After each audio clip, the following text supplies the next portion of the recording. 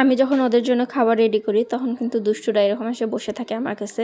এটা ওডু রানী বসে আছে আর ছিম্বা বসে আছে। ছিম্বা কিন্তু মাশাআল্লাহ একদম চুপচাপ লক্ষ্মী ছেলে হয়ে বসে থাকে।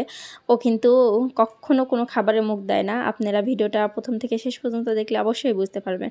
ওডু রানী কিন্তু মনে হচ্ছে খুব ক্ষুধা লাগছে, এই কারণে ওই বারবার ওর খাবারটা ঘ্রাণ নিচ্ছে যে খাবারটা কখন দিবে আমাকে। আমি ওদের খাবারটা আজকে তৈরি করতেছি। সামান্য একটু ভাত দিছি আর মুরগির মাংস দিছি, আর সিম্বার তো স্পেশাল খাবার আছে।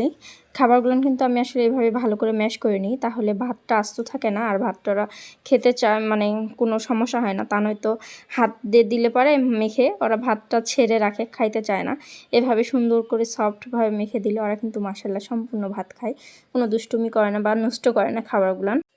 আমি যতক্ষণ এখানে কাজ করব, ওদের খাবার রেডি করব, ততক্ষণ কিন্তু এরা দুষ্টুমি করতেই থাকবে। ওডু রানী সবাই কিন্তু দুষ্টুমি করতে আছে। ছিম্বা কিন্তু মাশাআল্লাহ দেখেন তখন থেকে চুপচাপ বসে আছে। এখন আমি খাবারটা ভাগ করতেছি কাকে কতটুকু পরিমাণে দেওয়া যায়। তো খাবারটা রেডি হয়ে গেছে প্রায়।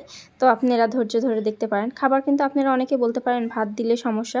ভাত দিলে কোনো সমস্যা না, আপনারা ভাত দিতে পারেন সামান্য একটু। আমি কিন্তু খুবই কম পরিমাণে ভাত দিই, 3 ভাগ মাংস দিই, 1 ভাগ ভাত দিই, এরকম 4 ভাগের মধ্যে। আপনারা ওইভাবে দিতে পারেন, কোনো প্রবলেম নাই।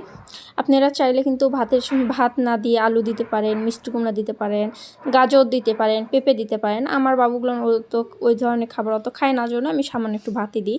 আর এটা ছিম্বার জন্য রেডি হচ্ছে খাবার। আপনারা তো সবাই জানেন ছিম্বা স্পেশালিটি আমার কাছে। ও স্পেশাল খাবার ছাড়া খায় না, এই জন্য ওর খাবারের মধ্যে একটু ক্যান দিচ্ছি। আমার ছেলেটা এত ভালো, ওর খাবার যে আমি রেডি করতেছি তবুও ও ওখান থেকে উঠতেছে না বা দুষ্টুমি করতেছে না, খাবার নিয়ে কাড়াকাড়িও করতেছে না। আর ওই পাশে ও ডুরানি দুষ্টুমি করেই যাচ্ছে। এই পাশে কিন্তু ওডু রানী খাবারটা আমি রেডি করছি, ও দেখেনি। এই যে এখন দেখে এখন খাওয়া শুরু করে দিবে। ওর খাবারটা মনে হচ্ছে পেট ভরা না কি খাতে চায়, আবার কেন জানি খাচ্ছে না দুষ্টু রানীটা।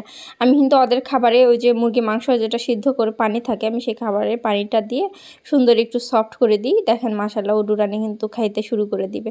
আর দেখেন ছিম্বার খাবারটা কিন্তু আমি এখানে রেডি করে রাখছি, তবুও ও খাচ্ছে না। যতক্ষণ না ওকে আমি আলাদাভাবে দেব ততক্ষণ ও কখনো ওটা নিজে থেকে খাবে না। আমার ছেলে মেয়ে দুটো এত লক্ষ্মী। আর আমাকে অনেকে জিজ্ঞাসা করে, আপু আপনি খাবারগুলো হচ্ছে বিড়ালটা খায় না।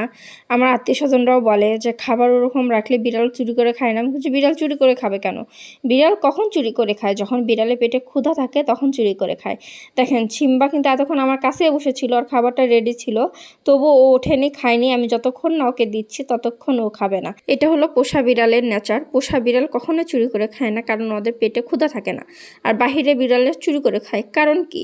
ওরা কখনো খাবারই পায় না যে ঠিক মতো পেট ভরা। ওরাও যদি পেট ভরা খাবার পাইতো, কেউ যদি ওদেরকে দিত খাবার 3 বেলা, তাহলে ওরাও চুরি করে খাতো না। ওদের জীবন বাঁচার জন্য ওরাও চুরি করে খায়। এখানে তো ওদের দোষ কোথায়? আমার বাবুদেরকে যদি ভালো লাগে, আমার ভিডিওগুলো যদি ভালো লাগে, অবশ্যই লাইক কমেন্ট শেয়ার করে আমার পাশে থাকবেন। আর প্রতিদিন যদি দেখতে চান অবশ্যই ফলো দিয়ে রাখবেন।